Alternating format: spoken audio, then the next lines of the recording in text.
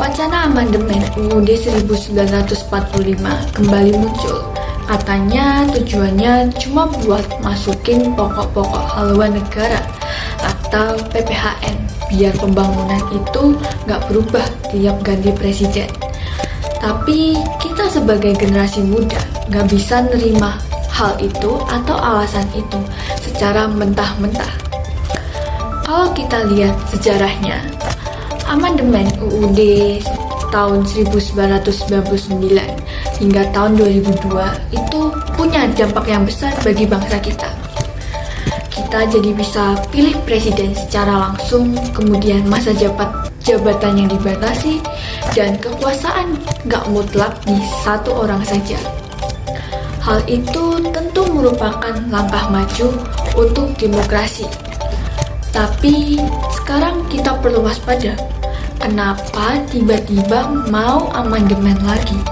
Apa benar cuma soal PPHN atau ada hal lain yang diselipin diam-diam? Misalnya soal masa jabatan atau perluasan kekuasaan pada lembaga tertentu. Di sini bukan berarti kita itu anti amandemen, tapi amandemen itu bukan hal kecil, tetapi ini soal arah negara ke depannya. Di sini itu semuanya harus transparan, harus ada partisipasi dari publik. Gak hanya dibahas di ruang yang tertutup aja oleh beberapa orang.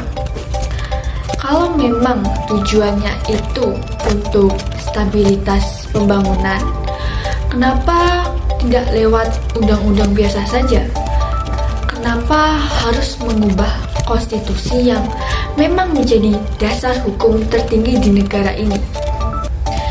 Saya percaya bahwa demokrasi itu tidak hanya soal pemilu, tapi soal rakyat yang ikut menentukan arah ke depannya dari bangsa ini. Dan di sini saya sebagai anak muda punya hak untuk tahu, bersuara, maupun mengawasi.